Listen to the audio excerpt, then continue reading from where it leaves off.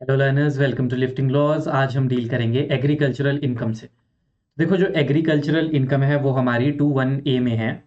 जो agricultural income की definition हमारी दी गई है वो सेक्शन 2(1)(a), 2(1)(A), ठीक है। 2 के 1 के कैपिटल ए में है, 2(1)(a) में डिफाइन है हमारे पास एग्रीकल्चरल इनकम।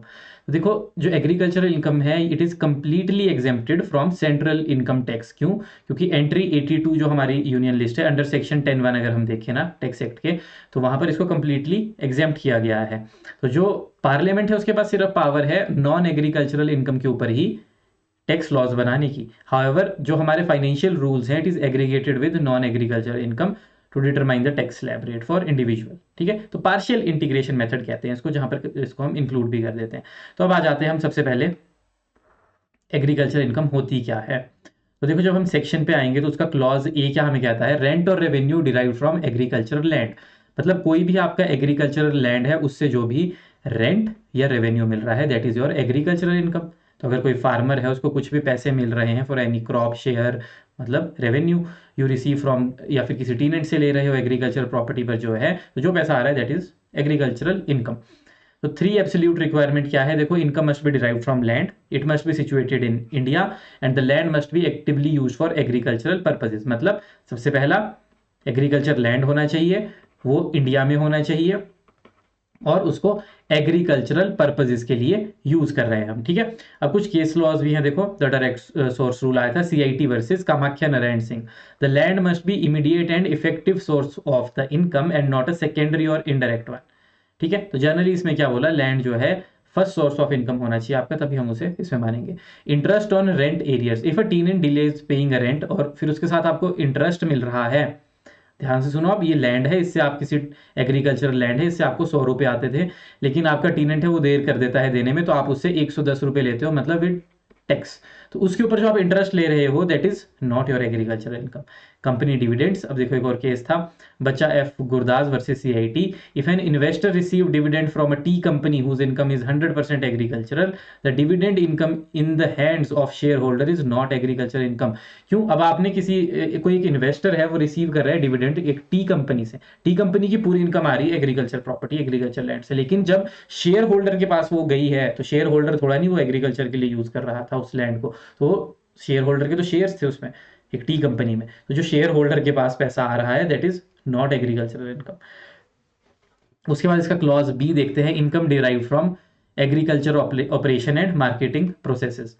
देखिए इसमें क्या बोला, basic and subsequent agriculture operation बताया। इसमें क्या होते हैं? बेसिक तो आपको बताइए, वो टिलिंग एटसेट्रा जो सॉइल की होती है। This include income generated by person who physically performs और मैनेजेस द फार्मिंग ऑपरेशन, जो खुद फिजिकली परफॉर्म कर रहे हैं वहां पर फार्मिंग ऑपरेशन। तो देखो केस था CIT versus Raja Binoy Kumar Sahas Roy. The Supreme Court defined exactly what agriculture income means. तो उसमें बताया गया बेसिक ऑपरेशन मतलब जहां पर tilling of land, ploughing, sowing seeds, planting, ये सारी चीजें कर रहे हैं प्रायर टू जर्मिनेशन, सीड्स आने से पहले। सब्सिक्वेंट ऑपरेशन हुए, देखो बेसिक ऑपरेशन सीड जर्मिनेट करने से पहले, सब्सिक्वेंट ऑपरेशन हुए जब आपकी फसल तैयार हो जाती है उसके बाद। तो देखो weeding, digging, watering, pruning, harvesting, harvesting तक के जो ऑपरेशंस होते हैं वो होते हैं सब्सिक्वेंट ऑपरेशन। तो इसमें क्या बोला, subsequent operation can not stand alone as agriculture. तो सब्सिक्वेंट ऑपरेशन को ही सिर्फ हम एग्रीकल्चर पर्पज नहीं मान सकते।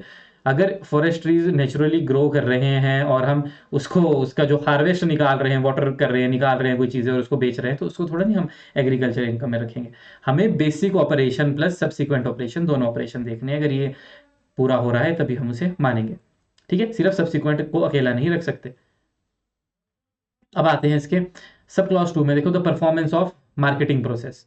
अब देखो इसमें क्या है, रॉ क्रॉप्स जो होती है they are not ready generally, है ना। उसमें हम बहुत सारी चीज़ें करते हैं आफ्टर हार्वेस्ट के बाद, एग्जांपल टोबैको, टी लीव्स।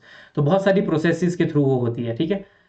और बहुत सारी प्रोसेसेस के थ्रू होती है and taken to the market is protected under agriculture. तो जो प्रोसेस उसमें यूज हो रही है उसको भी हम एग्रीकल्चर के अंदर प्रोटेक्ट रखते हैं। The process must only be to make the produce marketable, ठीक है। सिर्फ मार्केटेबल बनाने के लिए प्रोडक्ट को यूज हो रही है प्रोसेसेस, तभी एग्रीकल्चर उसमें आएगी, ना कि उसकी फॉर्म को चेंज कर रही है, तब नहीं आएगी, उसके कैरेक्टर या फिर फॉर्म को चेंज कर रही है, ठीक है। ड्राइंग टोबैको लीव्स और tea leaves to prevent rot is an agriculture process. सुखा रहे हैं चाय के पत्तों को चाय पत्ती बनाने के लिए, टोबैको के पत्तों को सुखा रहे हैं उसके टोबैको बनाने के लिए, तो दैट इज एग्रीकल्चर प्रोसेसेस।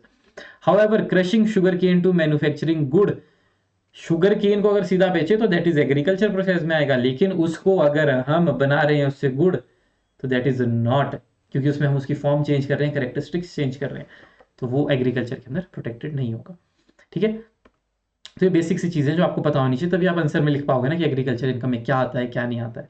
ठीक है, उसके बाद आता है हमारे पास the sale of produce, the ultimate revenue gain from selling the marketable raw और processed crop is fully integrated into agriculture income. अगर आप उसकी सेल कर रहे हो तो देखो क्या आया हमारे पास, पहले वाले ऑपरेशन सोइंग टिलिंग, उसके बाद सब्सिक्वेंट ऑपरेशन, उसके बाद हमारे पास आ जाता है कि अगर हम कोई भी प्रोसेस कर रहे हैं, प्रोसेस कर रहे हैं उसको मार्केटेबल करने के लिए, और उसके बाद मार्केट में अगर सेल आउट कर रहे हैं, तो ये सारी चीज़ें आ जाती हैं।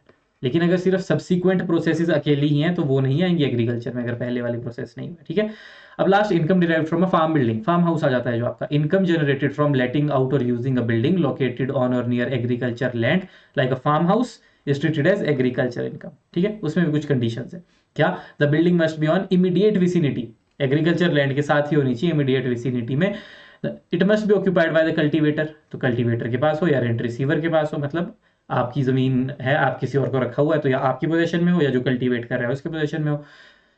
The land must either be subject to local or revenue assessment or it is situated within the urban limits, it must fall outside specific distance threshold based on local population parameter to ensure urban commercial properties do not abuse the exemption।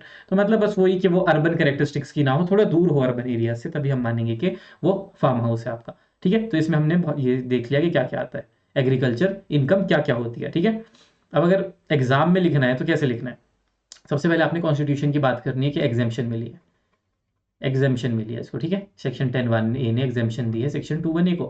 फिर आपने बताया entry 82 में है, जहां पर union list में है, जहां पे ब्लॉक किया गया है सेंट्रल गवर्नमेंट को, डायरेक्ट टैक्स नहीं लगा सकते एग्रीकल्चरल इनकम पे। उसके बाद वही लोकेशन टेस्ट कि एग्रीकल्चरल लैंड कहाँ पर सिचुएट है, इंडिया में होना चाहिए। यूसेज टेस्ट मतलब एग्रीकल्चर पर्पजेस के लिए ही यूज़ हो रहा है। उसके बाद एग्रीकल्चर कल्टीवेशन, अब कल्टीवेशन में आपने वो केस मेंशन कर देना है जिसमें हमें बताया था। ठीक है, purpose of some point of time agriculture के लिए ही यूज हो रहा है। फिर उसके बाद हमने ये भी बताना है कि बेसिक ऑपरेशन और सब्सिक्वेंट ऑपरेशन क्या होते हैं, और राजा बिनोई कुमार का केस बताना है।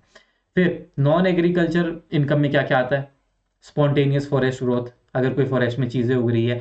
Commercial allied activities like dairy farming, fisheries, breeding, livestock, वो एग्रीकल्चर इनकम में नहीं आता। स्टैंडिंग क्रॉप परचेज तो union of India versus Muthayam Reddy में हुआ था। अगर एक ट्रेडर है वो स्टैंडिंग या फिर फुली ग्रोन क्रॉप फार्मर से खरीद रहा है और खुद कट कर रहा है उसको और बेच रहा है, it is profit earned is regular business trading profit non agriculture income. मतलब आपकी ये फसलें लगी हुई है खेत में, सामने वाला आया उसने बोला भाई मैं ये खरीद रहा हूँ 100 रुपए में, मैं खुद कट करूंगा, खुद ले जाऊंगा और बाजार में बेचूंगा, तो यहाँ से जो उसने खरीदी that is not agriculture income. Concept of partially agriculture income, तो यहाँ पर है देखो, अगर एग्रीकल्चर प्रोड्यूस है अंडरगोज इंटेंस इंडस्ट्रियल मैन्युफैक्चरिंग, बहुत उसमें मैन्युफैक्चर वगैरह हो रही है, तो उसको हम पार्शियली एग्जेम्प्ट करेंगे, पार्शियली रख लेंगे अंदर। तो ये सारी चीज़ें थी हमारी एग्रीकल्चर इनकम में, बाकी का करेंगे नेक्स्ट वीडियो में। तब तक के लिए बाय बाय, थैंक यू।